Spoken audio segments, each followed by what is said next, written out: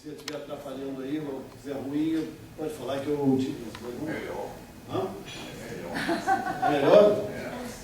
Melhor? Doutor Gilbert falou, a gente tem que respeitar. Então vamos lá.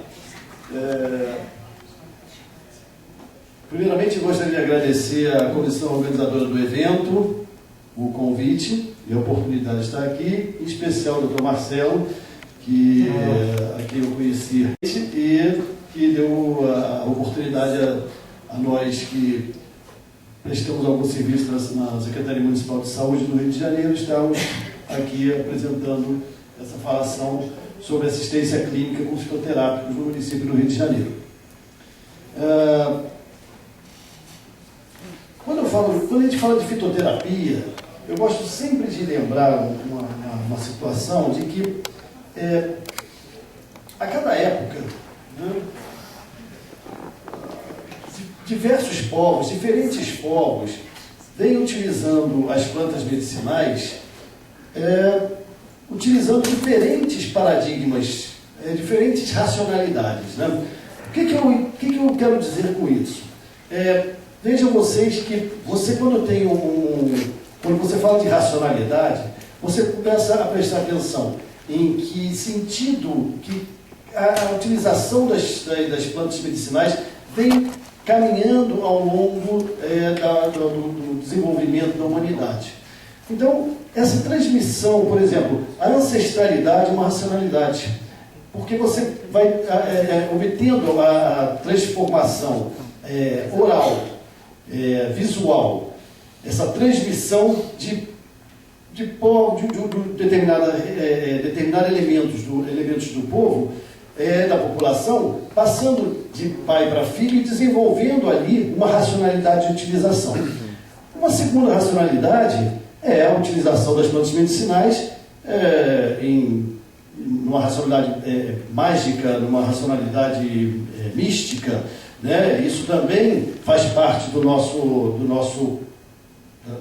evolução. Uma terceira é a presença de uma racionalidade relacionada à religiosidade. Né? A gente sabe das culturas afrodescendentes como utilizam as plantas medicinais de formas tão impactantes dentro das suas ações. Agora, existem também aquelas racionalidades que são as racionalidades mais filosóficas, né? Que estão relacionadas muito ao povo, à população, aos países do Oriente, né? E as racionalidades científicas que estão mais relacionadas aos países ocidentais. Então, o que eu quero dizer em relação a isso? A gente deve buscar um pouco de cada coisa. Né? Se você tiver o saber de cada uma dessas racionalidades, você constrói uma racionalidade muito mais importante, muito mais abrangente. Vejam vocês que a racionalidade que é obtida a partir dos países orientais, elas colocam o indivíduo no centro daquele universo. O indivíduo faz parte direta daquele mundo. O ocidental, você como indivíduo é apenas mais um. Você não tem grande importância. Você não está inserido naquele meio de forma impactante. Isso faz com que, quando você vá buscar um tratamento através da medicina oriental, principalmente a medicina chinesa, que utiliza o taoísmo, a medicina indiana, que utiliza a Ayurveda, o que você traz dali? Traz conceitos em que o ser humano ele é uma coisa só. Ele não é compartimentalizado como nós vemos na nossa medicina ocidental. Ele é corpo, ele é mente. O corpo interferindo na mente, a mente interferindo no corpo. Tá? Isto dá uma visão do indivíduo uma visão do adoecimento do indivíduo de forma muito mais muito mais importante do que a gente tem na nossa visão de medicina ocidental. Você, quando vai tratar um paciente pela medicina oriental, você vai diagnosticar aquela doença e você vai buscar, tentar descobrir que desarmonia aquele indivíduo teve ao longo da vida dele, ou nos últimos tempos, para que fez com que ele desenvolvesse aquela doença. Aqui, na nossa medicina ocidental, isso não tem grande importância. Se você tem uma dor de cabeça, você vai ser medicado para a dor de cabeça. Se você tem uma ansiedade, uma palpitação, você vai ser medicado para a palpitação. Desta forma, você está não dando a importância necessária para aquele indivíduo, fazendo com que ele, daqui a algum tempo, mesmo tratado, ele esteja novamente com os mesmos sintomas. Então, infelizmente, o Ocidente, a medicina ocidental, ela ainda não teve a sabedoria suficiente para entender essa visão holística do indivíduo. Isso talvez, isso que é praticado por pessoas assim, de maneira muito individual. Vamos ver se algum dia a gente consegue, a nível de serviço público, a nível de instituições públicas, conseguir fazer com que essa visão mais institucional, ela possa ser desempenhada em cima dos pacientes. Algum tempo atrás, eu fui convidado no Ministério da Saúde a fazer um relatório, né, que levasse em conta a fitoterapia no serviço público. O que aconteceu? Eu procurei, junto com o colega Paulo Ledo, nós desenvolvemos um texto em que a gente buscava justamente tentar aproximar essa medicina oriental à nossa medicina ocidental. Nada muito fundo, mas buscando fazer uma relação de adoecimento com o meio ambiente, com o ambiente que a pessoa vive. E o texto veio depois, o representante do Ministério da Saúde veio agradecer muito o texto, achou o texto muito interessante, mas ele disse que não cabia naquele momento esse tipo de texto de abordagem para a nossa visão da fitoterapia nesse momento. Por quê? A visão da fitoterapia no Ocidente é medicamento, sintoma. Medicamento, doença. Entendeu? Nada além disso. E é isso que nós vamos trazer aqui, porque é dessa forma que a gente utiliza, porque nós seguimos o Programa Nacional de Plantas Medicinais e Fitoterapia, o município do Rio segue essa diretriz, e é essa diretriz que a gente trabalha.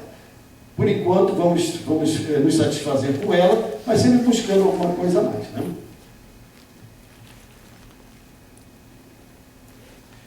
Bom, o município do Rio de Janeiro, o objetivo principal da fitoterapia no município do Rio de Janeiro é atender as unidades de atenção primária, os pacientes que procuram as unidades de atenção primária, em algum momento atender as unidades que atendem, os pacientes que procuram a atenção secundária ou são encaminhados, tá? Porque o nosso foco maior é aqui, com algum foco aqui.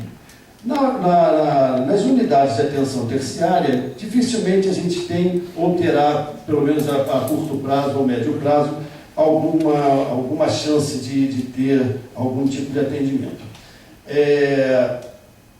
Então, eu trouxe aqui para a gente uma ideia de como é o Rio de Janeiro nesse momento. Nós temos no Rio de Janeiro 121 centros municipais de saúde, 72 clínicas de família e um posto médico que pertence à prefeitura, que está dentro do prédio da prefeitura.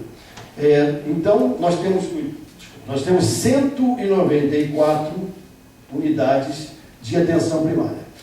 Nós temos de atenção secundária 64 policlínicas e UPAs, que dão atendimento de mais ambulatorial, que requer um pouquinho mais de complexidade.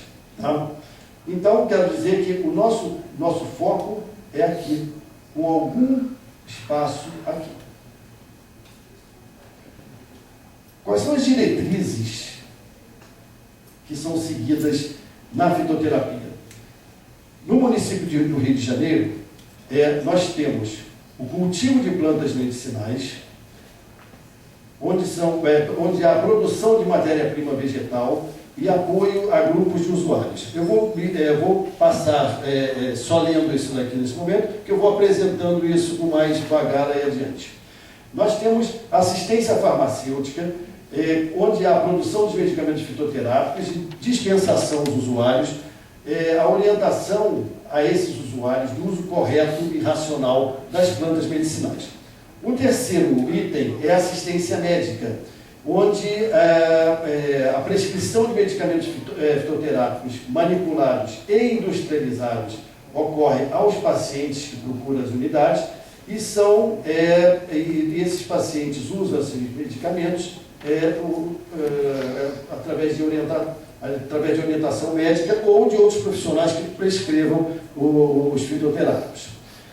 Uma outra diretriz do programa do Rio de Janeiro, do município, é a promoção de saúde, em que se faz educação em saúde a grupos de usuários, pessoas da população que procuram as unidades e onde existem pequenos cursos que orientam as pessoas a saberem identificar uma planta, saberem como se fazer algum chá, como se preparar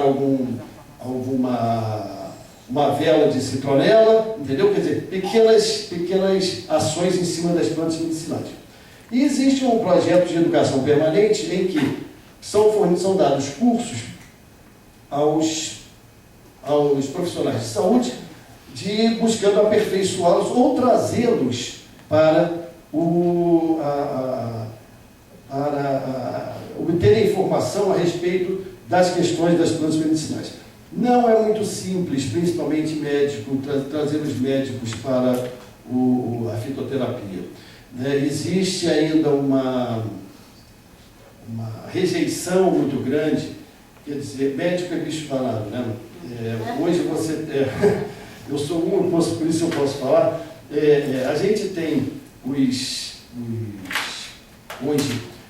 profissionais de nutrição que já podem, de alguma forma, utilizar algumas plantas medicinais dentro da sua área de atuação. E essa busca por essa prática dos profissionais de nutrição é enorme, é incrivelmente grande. Profissionais de enfermagem que podem prescrever ou utilizar plantas medicinais dentro de protocolos também se interessam muito. Agora, o médico é muito complicado. Então, porque isso acabou de ser dito aqui, a carreira médica ela tem uma dificuldade de trazer informações que não sejam as informações cartesianas do dia a dia e passam a faculdade inteira, terminam um curso de medicina sem nunca terem ouvido falar numa planta medicinal, numa ação de planta medicinal. Então fica muito difícil você, depois do indivíduo terminado um curso, formado, você buscar esse indivíduo e mostrar a ele, olha, determinada planta tem determinada ação, você pode utilizá-la. Agora, veja como são as coisas. No momento em que a indústria farmacêutica lança no mercado um fitoterápico e vai pressionar o médico, levando a ele informações com folhetos, com monografias, com todas essas coisas, ele passa a prescrever sem ter muita experiência com aquilo. Então, é uma grande dificuldade, é uma situação complexa, mas a gente um dia, eu acho que vai buscar resolver isso. Bom, O programa de plantas medicinais no Rio de Janeiro, tá, ele tem dois focos principais. O primeiro foco é parte do cultivo de plantas medicinais. Nós temos um horto de plantas medicinais no bairro de Guaratiba, tá, dentro de uma fazenda que pertence à Secretaria Estadual, à Secretaria Municipal de Assistência Social, que nos cede uma área, se não me engano, de 2 ou 3 hectares para plantação de cultivo de plantas medicinais.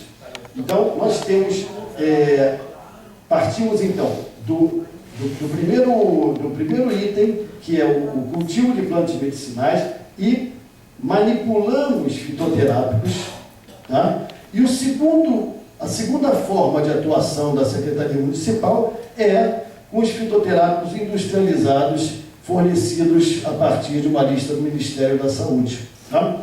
Então, hoje o Ministério, a Secretaria Municipal de Saúde funciona com o cultivo de plantas medicinais feitos na Fazenda Modelo, com a nossa farmácia de manipulação de fitoterápicos, que se localiza no Hospital Municipal Rafael de Paula e Souza, em Curicica, onde são produzidos medicamentos fitoterápicos manipulados sob a forma de géis, cremes, tinturas, condutório, sachês. E veja, nós estamos atendendo atualmente 43 unidades de saúde do município, unidades de atenção básica. Vejam vocês que nós temos 194 unidades. Nós atendemos 43. Esses medicamentos, eles são dispensados através de receita médica pelo profissional que atua, ou então são dispensados aos profissionais de enfermagem, dentistas, fisioterapeutas e terapeutas ocupacionais. Aqui eu vou mostrar algumas fotos da Fazenda Modelo, tá? A nossa área de plantação, de cultivo. Aqui é um cultivo de calêndula. Tá? E eu sempre digo, frisar que o cultivo das plantas medicinais é um cultivo orgânico, tá? Sem adição de adubos químicos. Os controles de pragas são com práticas alternativas, nunca utilizando nenhum tipo de veneno, e procura-se obter uma matéria-prima de qualidade. Aqui a nossa arnica, né? A arnica do campo, também plantada lá na Fazenda Modelo. Aqui a carqueja, é uma foto dessa semana até, nossa carqueja está em fase agora de expansão aqui, está muito bonita. Aqui nós temos o guaco florido, nosso guaco florido, é a Micânia aglomerata. Temos nessa área da Fazenda Modelo um minhocário, né, onde é produzido humus de minhoca para adubar as plantações. Temos as nossas áreas de coleta de mudas, e essas mudas de várias espécies medicinais, elas são levadas para serem plantadas em outras unidades de saúde. Por quê? Uma das coisas que acontece no município do Rio de Janeiro é que nós trabalhamos com algumas unidades de saúde com a implantação de pequenas hortas. E nessas pequenas hortas, os pacientes da região e alguns funcionários das unidades, eles participam ativamente desse grupo. Os técnicos agrícolas que de lá da Fazenda Modelo comparecem uma vez a cada 15 dias às unidades para darem orientações aos pacientes e aos funcionários de como manter essa horta adequadamente. São feitos pequenos cursos nesses próprios locais, com os pacientes também, com os usuários, para que eles aprendam a identificar aquela espécie medicinal, porque vocês sabem que um dos grandes problemas que tem no uso de plantas medicinais é o uso de espécies erradas, porque existem nomes populares que são dados o mesmo nome a diversas espécies medicinais. Então, busca-se orientar esses pacientes e esses funcionários a reconhecerem a espécie medicinal, porque dessa forma ele passa isso para os outros, para as outras pessoas da mesma comunidade, vai passando essa informação, esse conhecimento, de maneira que você, dentro de pouco tempo, faz com que aquele grupo, pelo menos naquela área, já procure errar menos nessa utilização de plantas. Dentro da fazenda modelo, naquela área da nossa horta, foi criada pela técnica agrícola Sandra Selma Guimarães, uma área de plantas aromáticas e condimentares. Tá? Isso tudo ela fez com o dinheiro dela, tamanho interesse dela em fazer com que haja um desenvolvimento da área. Por quê? Porque na própria Fazenda Modelo também existem cursos que são feitos para a população da região, e os cursos são muito procurados. E da mesma maneira que as pessoas se interessam pelo tratamento com plantas medicinais, elas também aprendem a se interessar pelo uso adequado dos condimentos, que podem muitas vezes ajudar, principalmente nas questões mais digestivas dos pacientes, e também informações que ela fornece aos pacientes de que quanto mais adequado for o uso dos condimentos, menos sal você precisa utilizar na sua alimentação, entendeu? Então isso para uma população como a nossa, que tem um índice de hipertensão arterial muito grande, é muito importante e muito interessante. Aqui está essa área de condimentos. E aqui são projetos que funcionam de educação em saúde e oficinas de geração de renda. Ao mesmo tempo que as pessoas aprendem a conhecer as plantas medicinais, a utilizá-las, aprendem também a, de alguma forma, gerar alguma renda com a fabricação de cremes, velas, vinagres aromáticos, loções, tudo à base de plantas medicinais, travesseiros aromáticos. Então as pessoas passam a aprender a fabricar esses produtos e começam a vender essas coisas nas suas comunidades. Então as plantas, depois de colhidas, né, as plantas medicinais depois de colhidas são colocadas em estufas para obterem mais rapidamente a secagem, porque vocês sabem que secar essa planta é um momento de muita importância, porque no momento em que você consegue secar, desidratá-la, você interrompe o ciclo químico dessa planta e você mantém os produtos, os princípios ativos mais bem elaborados dentro daquele vegetal. Então eles são secos em estufa, acondicionados em sacos e encaminhados à nossa farmácia de manipulação no Hospital de Rafael de Paulo e Souza. Essa aqui é uma visão geral da nossa farmácia, tem um bom espaço físico.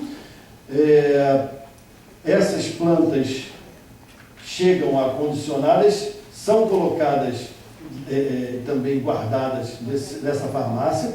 Vocês vejam aqui como mantém a cor, né, a vivacidade da cor da flor. Isso é um dado importante para dizer que ela tem uma boa qualidade. Essa planta depois, vocês estão vendo o saco aqui, é levada a uma sala onde o funcionário faz a seleção do material apropriado para a fabricação de plantas. Ele despreza que folhas que por um acaso estejam com aspecto não adequado, ou no caso aqui são folhas, eles desprezam os talos, desprezam outras partes da planta que estejam ali agrupadas, e para que só a parte realmente na qual há interesse da produção do fitoterápico seja utilizada. Aqui mais uma área da produção de fitoterápicos, uma batedeira para fabricação de cremes. Aqui a nossa área de coleta, de guardar as tinturas, né, sempre com vidro escuro, bem acondicionado, as pessoas sempre bem vestidas para evitar contaminações maiores. Nosso produto final, onde temos cremes, géis, loções e outras coisas já acondicionadas. Aqui são os pedidos feitos pelas unidades de saúde e então já fica tudo separado para encaminhar as unidades. Aqui as tinturas. E o que nós estamos fabricando hoje? Nós já tivemos um boom de fabricação de inúmeras tinturas e inúmeras... Neste momento, a farmácia de manipulação produz apenas o colutório de trançagem, usado pelo programa de saúde bucal, e os cremes de ureia com calêndula, usado nos polos de pé diabético, o gel de erva baleeira, que é um gel de uma planta anti-inflamatória usada na fisioterapia, o gel de arnica, também usado em fisioterapia, o creme de erva baleeira, que é utilizado nas práticas corporais, massagens e essas coisas, o creme de arnica, também nas práticas corporais, e o creme de ureia, que é usado tanto nas práticas corporais como no polo de pé diabético. Claro que creme de ureia não é fitoterápico, mas como nós temos a possibilidade de produzir, é lá que é feito isso, porque muitas vezes serve de hidratante para o pé diabético, ainda que não tenha sofrido nenhuma lesão, com prevenção de lesões, né? Aqui eu dividi, mas isso aqui é um folder que foi elaborado pelo programa de produtos medicinais, tá? Um folder que mostra aqui os cremes fitoterápicos de uso tópico, e aí sempre indicando, esse folder distribuído principalmente aos profissionais de saúde, sempre indicando qual é a parte usada da planta, quais são as indicações, como se deve utilizar, se tem efeitos colaterais, tá? Tudo isso daqui. Esse é um folder que está dividido em 2 slides para ficar assim mais claro. Então, o creme de arnica e a erva baleeira, que são os dois cremes que a gente está, no momento, manipulando. Produzimos também, estamos fazendo um projeto piloto aqui no Rio de Janeiro, na área da CAP 4, quer dizer, a CAP 4 é a área de Jacarepaguá e Barra da Tijuca, de sachês de droga vegetal. Nós copiamos essa ideia dos sachês lá do sul do Brasil. Como é que é, Maria? Como é que é lá Lá de Foz do Iguaçu? Foz do Iguaçu. Eles lá têm um programa que utiliza os sachês de droga vegetal para a fabricação de chás, tá? E de uma aceitação muito grande. Então, nós buscamos essa ideia de lá do programa de Foz do Iguaçu e trouxemos para o Rio de Janeiro e começamos com 3 espécies. A curcuma, ou cúrcuma, conforme for, que tem ação hepatoprotetora, ação nas dislipidemias, quer dizer, no colesterol elevado, nos triglicerídeos elevados, como anti-inflamatório e antioxidante. O sachê de erva cidreira, que para tratar ansiedade, cólicas intestinais e menstruais, e o sachê de carqueja para os casos de gastrite, má digestão e falta de apetite. Com esses sachês, aqui estão os sachês, né? Eles são produzidos, ensacados, tá? Eles têm um rótulo em que se coloca todas as informações de indicação, na posologia, tá? Isso daqui é prescrito e é distribuído através dos profissionais de saúde. Tá? A pessoa não vai lá e diz, eu quero um sachê de erva cidreira. Não. O profissional de saúde é que faz a prescrição. Então, nós estamos vendo qual é a aceitação que isso está tendo aqui no Rio. E no momento, como nós temos um grupo de recursos humanos muito diminuto, a gente tem dificuldade maior de produção, então resolvemos fazer apenas num polo. Existe uma outra questão, que é a dificuldade, a resistência das pessoas em tomarem chá durante algum tempo. O chá eu que faço a parte de prática clínica, eu vejo que se o chá for gostosinho, né, saborzinho adequado, como uma erva cidreira muitas vezes as pessoas elas até tomam durante um tempo maior. Mas há uma grande resistência. Por quê? Aí entra um pouco da questão da falta de tempo, da ansiedade que as pessoas vivem. Preparar um chá durante 10 dias, porque o chá precisa ser consumido no mesmo dia, né? A gente tem que saber dessa história, não se pode preparar um chá para ser consumido durante 3, 4 dias. Então, isto de preparar um chá todo dia, uma vez ao dia que seja, tá? Se torna uma tarefa árdua para as pessoas.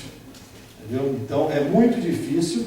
E se o chá tem sabor desagradável, como tem a carqueja, por exemplo, esse, então, ele é, em geral, abandonado muito rapidamente, né? Então, é muito importante que você coloque ao paciente, explique ao paciente que a utilização do chá aqui não é para o chá ser gostosinho, é como medicamento para ele.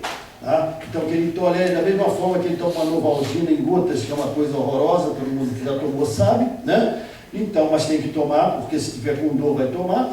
Então, que ele também entenda que ele está utilizando o chá, que não é de sabor agradável, durante um determinado período, para tratá-lo e para curá-lo. Tá?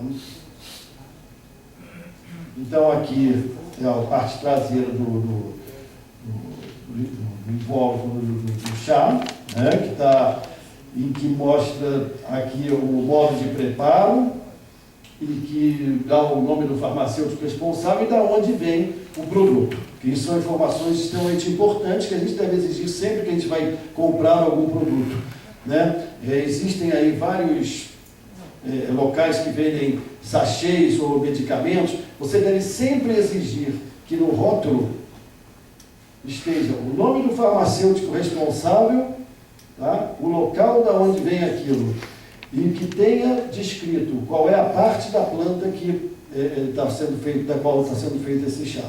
Tá? Então aqui é o preparo de um chá. Então que a gente tem duas formas de se preparar um chá. Eu sempre gosto de passar isso para as pessoas. Tá? Nem todo chá é feito da mesma maneira. Se você está utilizando folhas tenras, flores ou plantas aromáticas, você vai fazer uma infusão. O que é a infusão? A infusão é aquilo que, em geral, se faz de uma maneira mais simples. Você deixa a água chegar à fervura, né? E logo que você coloca o material que a gente chama de droga vegetal, que é o pozinho, no fundo da xícara, ou se for um sachêzinho, coloca dentro da xícara e deixa aquilo ali em infusão, deixa ele ali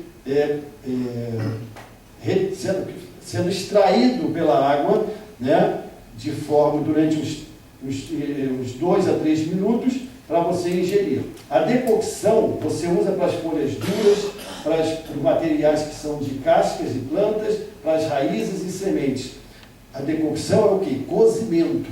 Então você vai deixar aquilo cozinhando em água durante 10 a 15 minutos, dependendo do material. E aí sim você vai coar, tá? E vai utilizar como chá.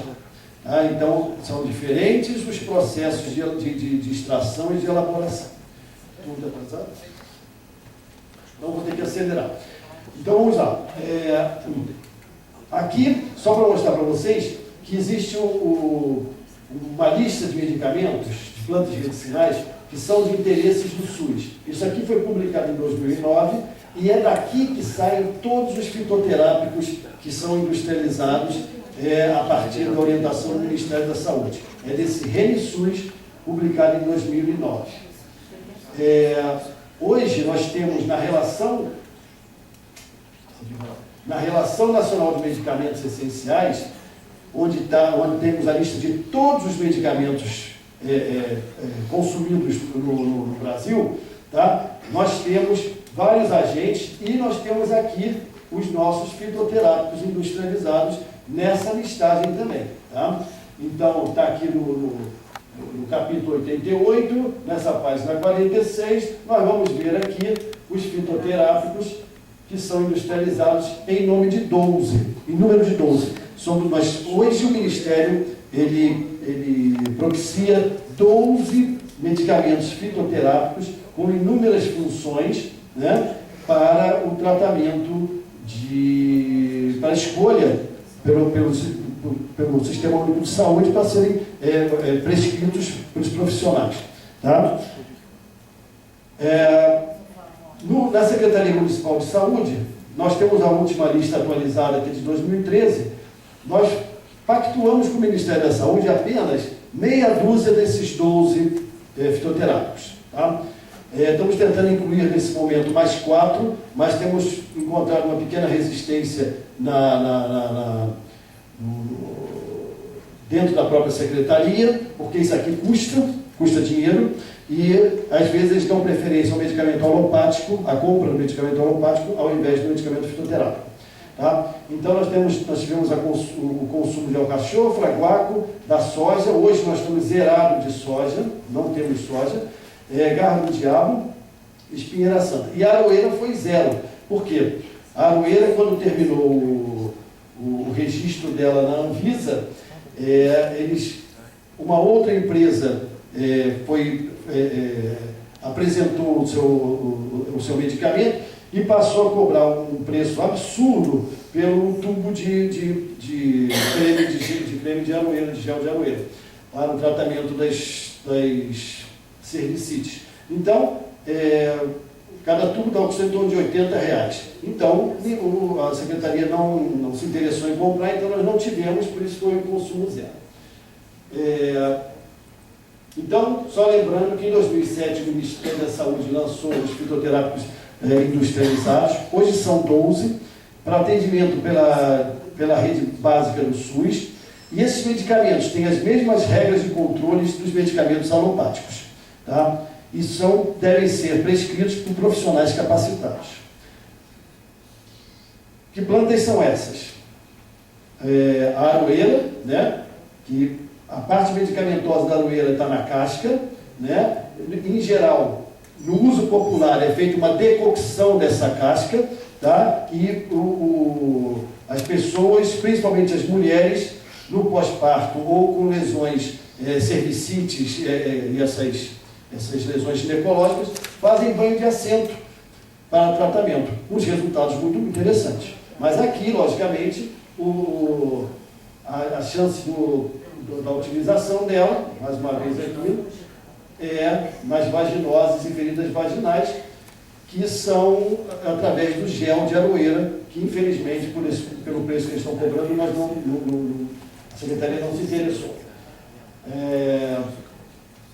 O gel vaginal com 10 aplicadores para 10 dias, como se fosse um tratamento normal de medicamento alopático. A outra planta que nós utilizamos é a soja, né? A soja, eu vou correr porque já me deram tempo ali.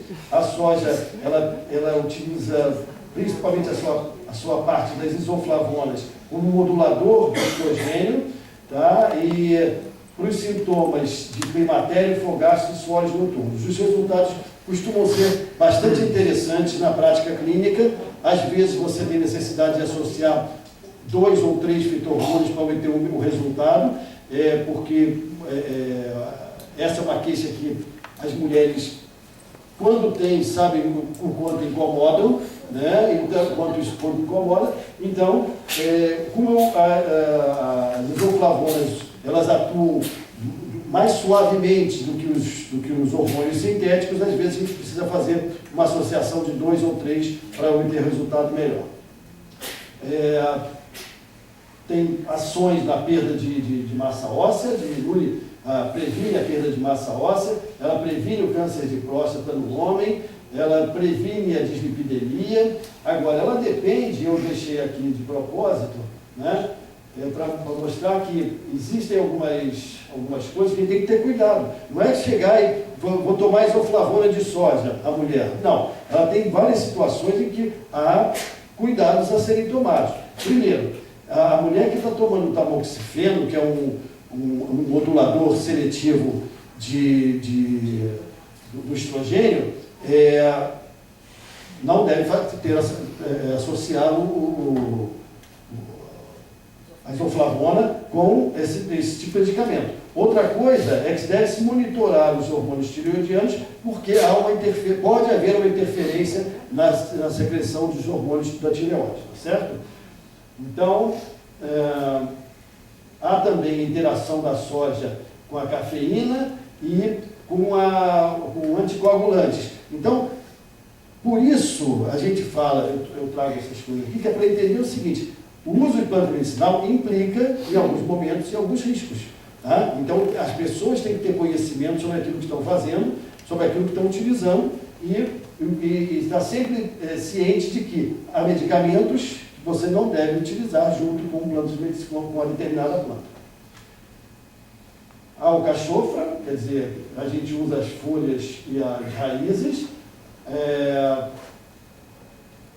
Ela tem ação inibidora da síntese do colesterol, ela é hepatoprotetora, ela aumenta a secreção de ácido de bile, ela aumenta a força da contração da vesícula biliar, então ela é uma ótima planta para o tratamento das dispepsias, aqueles quadros em que as pessoas se alimentam às vezes com uma quantidade muito grande de gordura e depois fica empachado. Isso é uma planta excelente para tratar esse tipo de sintoma, de queixa.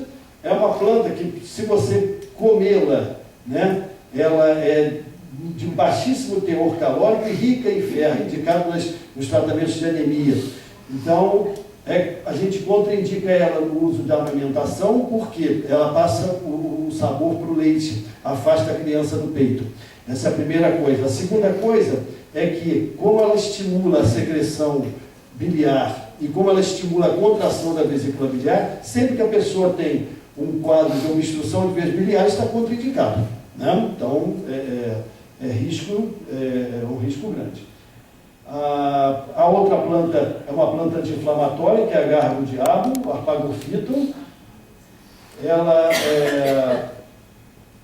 tem uma ação anti-inflamatória e está indicada nos tratamentos das artralgias, das tendinites e das artrites.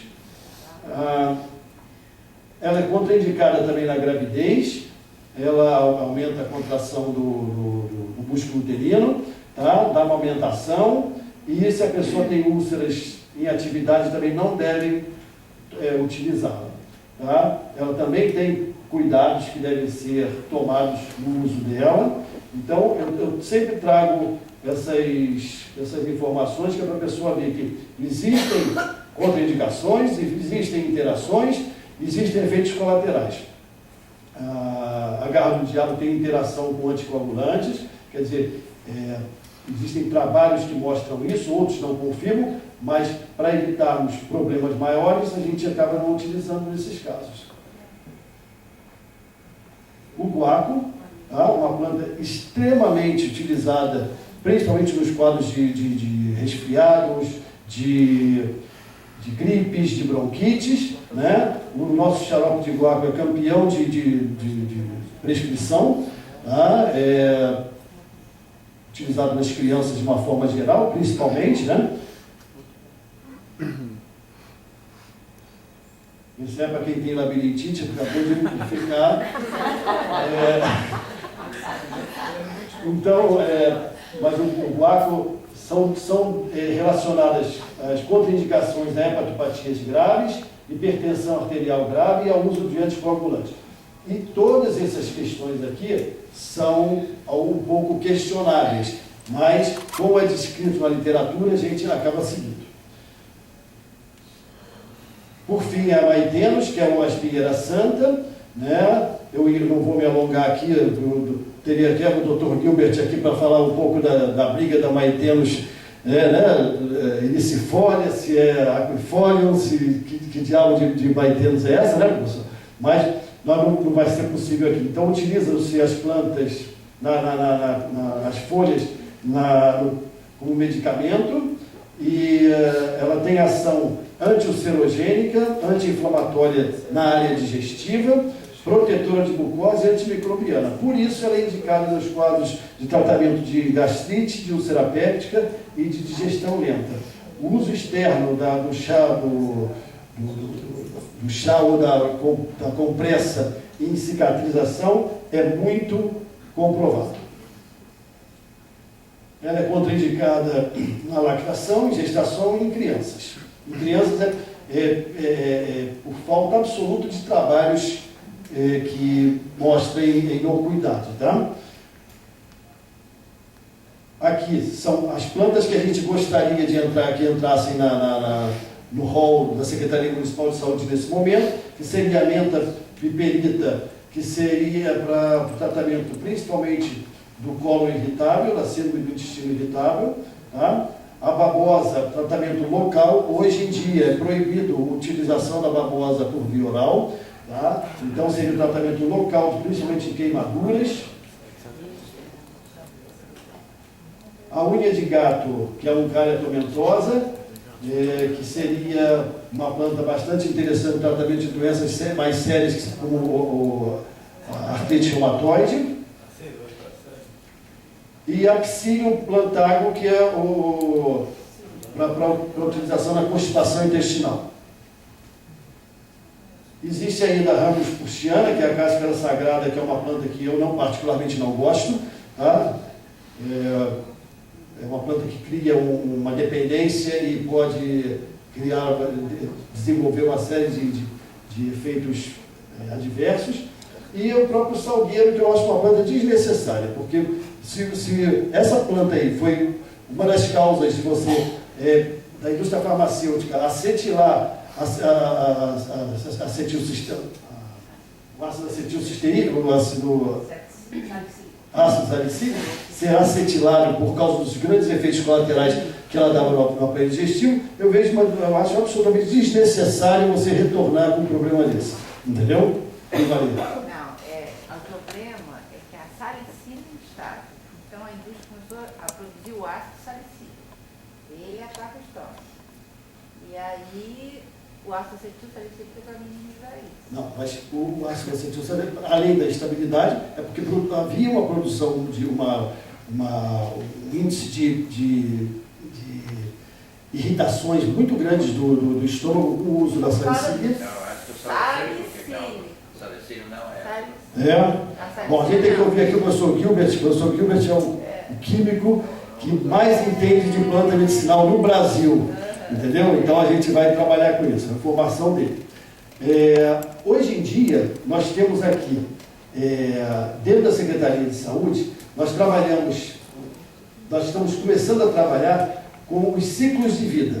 Quer dizer, as plantas medicinais sendo utilizadas dentro do paradigma da doença nos ciclos de vida. Então, vocês vão ver aqui que na criança elas seguem essas várias queixas, então direcionadas às plantas, aquilo que eu falei, remédio, medicamento, doença, entendeu? Então, se é dentro desse paradigma, é desse que a gente vai ter que utilizar, e a Secretaria de Saúde nos pede que utilizemos dentro dos ciclos de vida. Então, estamos trabalhando na saúde da criança, na saúde do adolescente, na saúde do adulto, com várias patologias e as respectivas plantas medicinais, tá?